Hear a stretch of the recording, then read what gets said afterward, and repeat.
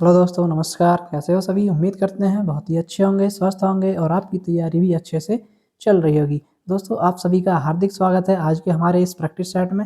इस practice set में हम आपके साथ डिस्कस करेंगे एसएसटी यानी सामाजिक विकास, जो आपका सामाजिक विज्ञान सब्जेक्ट होता है, उसके रिगार्डिंग जो आपके प्रीवियस ईयर क्वेश्चंस होते हैं, कुछ एक्सपेक्टेड क्वेश्चंस, उन सभी को हम आपके साथ डिस्कस करने वाले हैं।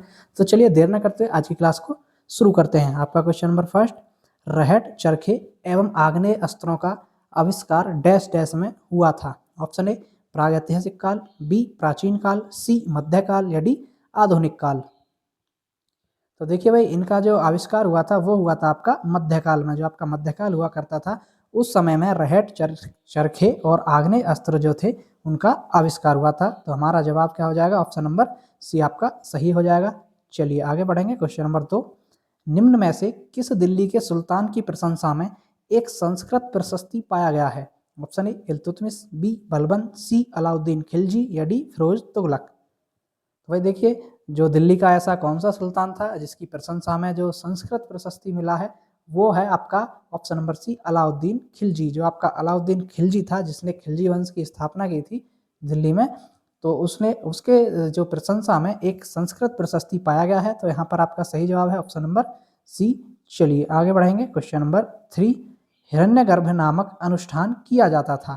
ऑप्शन ए जब एक राजा किसी क्षेत्र को जीतता था, बी राजा को क्षत्रिय घोषित करने के लिए चाहे वह जन्म से क्षत्रिय ना हो, ऑप्शन सी हिरण का शिकार करने से पहले, या डी पुत्र के जन्म के लिए। तो देखिए भाई, हिरण्यगर्भ नामक जो अनुष्ठान किया जाता था वो तब किया जाता था जब किसी राजा को क्षत्रिय घोषित किया जाता था, चाहे वो जन्म से क्षत्रिय हो या ना हो। भाई मान लीजिए उसको क्षत्रिय घोषित करना है जबकि जन्म से वो क्षत्रिय नहीं है, तो उसको घोषित करना है, उसके लिए आपको हिरण्यगर्भ जो नामक अनुष्ठान होता था उसको करना पड़ता था, तब जाकर के उसको क्षत्रिय घोषित किया जाता था। तो ऑप्शन नंबर बी हमारे यहाँ पर सही जवाब हो जाएगा। चलिए आगे बढ़ेंगे। क्वेश्चन नंबर 4, चोल काल में व्यापार के संघ को डैश डैश कहा जाता था। यानी जो चोल काल में व्यापारों के संघ होते थे उनको क्या कहते थे? ऑप्शन ए ग्रामम, बी श्रेणी, सी नगरम या डी सभा। तो देखिए भाई, चोल काल में जो व्यापार के संघ हुआ करते थे उनको नगरम कहा जाता था। क्या कहा जाता था फ्रेंड्स? उनको नगरम कहा जाता था। ठीक है दोस्तों, ऑप्शन नंबर सी हमारा सही जवाब है। चलिए आगे बढ़ेंगे। क्वेश्चन नंबर 5, नाथ साहित्य का संबंध है। ऑप्शन ए बंगाली से, बी असमी से, सी उड़िया से या डी मैथिली से।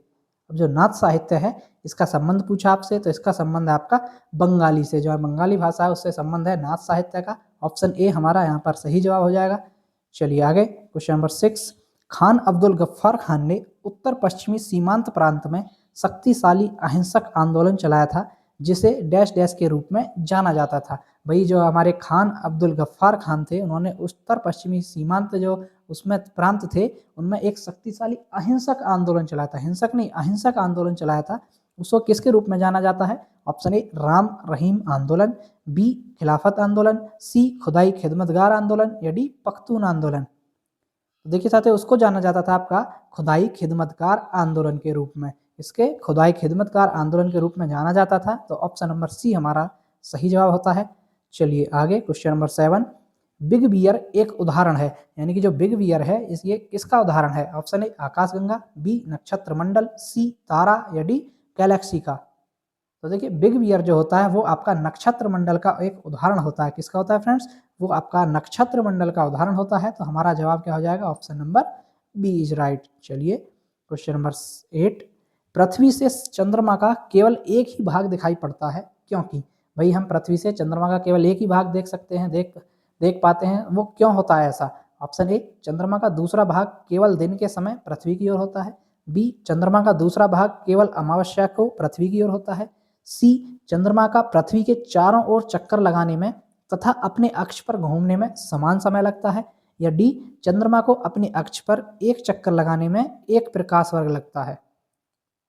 तो देखिए साथियों, चंद्रमा का जो हम केवल एक ही भाग देख सकते हैं, पृथ्वी से दिखाई देता है हमें एक ही भाग, वो इसलिए दिखाई देता है क्योंकि चंद्रमा जो होता है, चंद्रमा का पृथ्वी के चारों ओर चक्कर लगाने में तथा अपने अक्ष पर घूमने में समान समय लगता है। क्योंकि जो चंद्रमा है वो एक पृथ्वी का उपग्रह है। अब चंद्रमा पृथ्वी का चक्कर लगाता है, वो चक्कर लगाने में समय और चंद्रमा का अपने अक्ष पर घूमने का समय जो है वो समान होता है। तो इसलिए पृथ्वी से चंद्रमा का केवल एक ही भाग दिखाई देता है। ठीक है साथियों, ऑप्शन नंबर सी हमारा सही जवाब है। चलिए आगे बढ़ेंगे।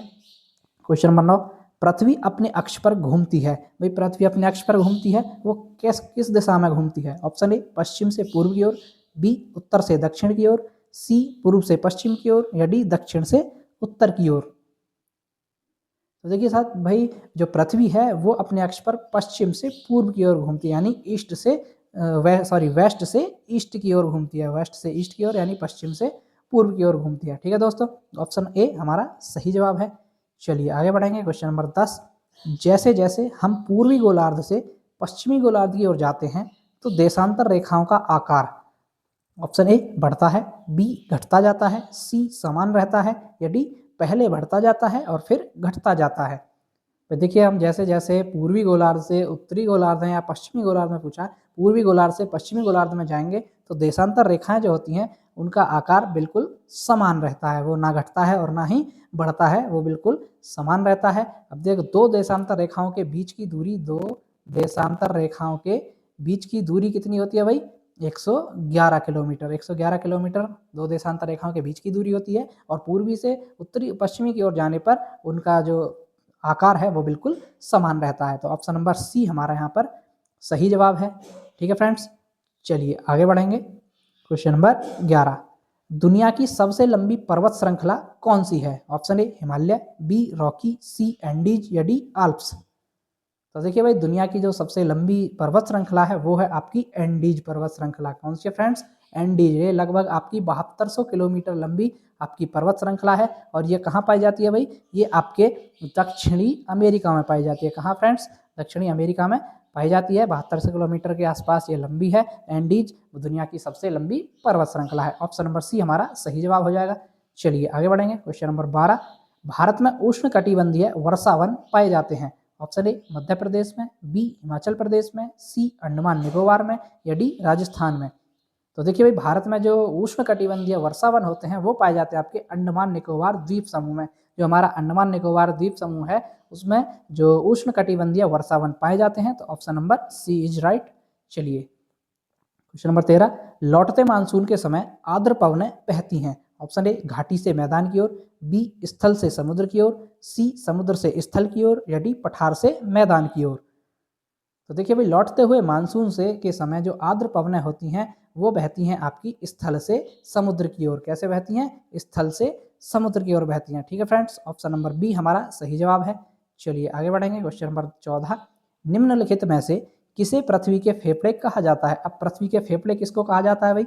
ऑप्शन ए ब्राजील के उष्ण कटिबंधीय सदाबहार वन, बी मध्य अमेरिका उष्ण कटिबंधीय पर्णपाती वन, सी चीन के शीतोष्ण सदाबहार वन, या डी चिली के शीतोष्ण पर्णपाती वन।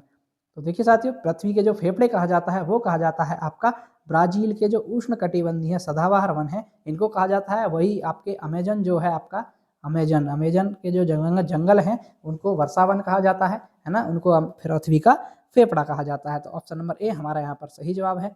चलिए आगे बढ़ेंगे। क्वेश्चन नंबर 15, क्वेश्चन नंबर 15 क्या कह रहा है आपसे? विश्व का सबसे बड़ा नदी बेसिन कौन सा है? अब वर्ल्ड का जो सबसे बड़ा नदी बेसिन है वो पूछा आपसे। ऑप्शन आपके ए गंगा नदी बेसिन, बी नील नदी बेसिन, सी मिसिसिपी नदी बेसिन, या डी अमेजन नदी बेसिन। तो देखिए, जो विश्व का सबसे बड़ा नदी बेसिन है वो है आपका अमेजन नदी बेसिन। जो आपका अमेजन नदी है उसका जो बेसिन है वो विश्व का सबसे बड़ा नदी बेसिन है। ठीक है दोस्तों, तो ऑप्शन नंबर डी हमारा सही जवाब है, और अमेजन वर्षावन को, जंगलों को ही वर्षावन कहा जाता है, पृथ्वी के फेफड़े कहा जाता है। क्वेश्चन नंबर 16, पृथ्वी दिन कहलाता है। अब पृथ्वी दिन क्या कहलाता है? ऑप्शन ए जितने समय तक सूर्य पृथ्वी पर एक विशेष स्थान पर चमकता है, बी ग्रीनविच का मानक समय, सी पृथ्वी द्वारा अपने अक्ष में घूमने में लिया गया समय, या डी पृथ्वी द्वारा सूर्य के चारों ओर परिक्रमा में लिया गया समय। तो देखिए, पृथ्वी दिन जो होता है आपका वो होता है पृथ्वी द्वारा अपने अक्ष पर घूमने में लिया गया समय, यानी कि जो पृथ्वी अपने अक्ष पर जितने समय में घूमती है वो उसका पृथ्वी का दिन कहलाता है, यानी कि ये लगभग आपका 24 घंटे का होता है। ठीक है फ्रेंड्स, ये आपका 24 घंटे का दिन होता है ना। तो पृथ्वी द्वारा जो घूमने में लिया गया समय है अपने अक्ष पर वो आपका पृथ्वी दिन कहलाता है। ऑप्शन नंबर सी हमारा सही जवाब है। चलिए आगे बढ़ेंगे। क्वेश्चन नंबर 17, विषुव के दिन सूर्य की सीधी किरणें पड़ती हैं, यानी जो विश्व होता है उसके दिन सूर्य की सीधी किरणें पड़ती हैं, वो कहाँ पड़ती हैं? ऑप्शन ए कर्क रेखा पर, बी विषुवत रेखा पर, सी मकर रेखा पर, या डी आर्कटिक वृत्त पर। तो देखिए वो पड़ती हैं आपकी ऑप्शन नंबर बी विषुवत रेखा पर। जो आपकी विषुवत रेखा है उस पर जो सूर्य की किरणें होती हैं वो बिल्कुल सीधी पड़ती हैं विश्व के दिन। तो ऑप्शन नंबर बी हमारा सही जवाब हो जाएगा। ठीक है दोस्तों, चलिए भाई आगे बढ़ेंगे। क्वेश्चन नंबर 18, मलोका क्या है? अब मलोका जो है ये क्या होता है? ऑप्शन ए एक जनजाति, बी एक प्रकार का घर, सी एक वन्य पशु, या डी मलक्का का निवासी। तो देखिए भाई मलोका होता है एक प्रकार का घर। मलोका क्या होता है? एक प्रकार का घर होता है। ये होता है कोलंबियन जो जनजाति होती है, कोलंबियन जनजाति द्वारा बनाया गया घर जो होता है ये आपका मलोका कहलाता है। ठीक है फ्रेंड्स, कोलंबियन जनजाति द्वारा बनाया गया घर मलोका कहलाता है। ऑप्शन नंबर बी हमारा यहाँ पर सही जवाब हो गया। चलिए नेक्स्ट पढ़ेंगे। क्वेश्चन नंबर 19, सामाजिक विज्ञान विषय वस्तु का उद्देश्य होना चाहिए। ऑप्शन ए छात्रों में विश्व में होने वाली घटनाओं से परिचित करवाया जाए, बी छात्रों को उनके परिचित सामाजिक यथार्थों का आलोचनात्मक अन्वेषण एवं उन पर प्रश्न उठाकर जागरूक बनाया जाए, सी छात्रों में राष्ट्रीयता की भावना विकास की जाए, या डी विकसित देशों के बारे में जानकारी दी जाए। तो देखिए भाई सामाजिक विज्ञान की विषय वस्तु जो है उसका उद्देश्य होता है आपका जो छात्रों को परिचित सामाजिक यथार्थों का आलोचनात्मक अन्वेषण यानी उनकी खोज और उन पर प्रश्न उठाकर उनको जागरूक बनाया जाए, तो वो आपकी सामाजिक विज्ञान की विषय वस्तु का उद्देश्य होना चाहिए। तो ऑप्शन नंबर बी हमारा सही जवाब होता है। चलिए आगे बढ़ेंगे। क्वेश्चन नंबर 20, मुख्यमंत्री का चुनाव कैसे होता है? अब भाई एक चीफ मिनिस्टर जो होता है उसका चुनाव कैसे होता है ये पूछा है आपसे।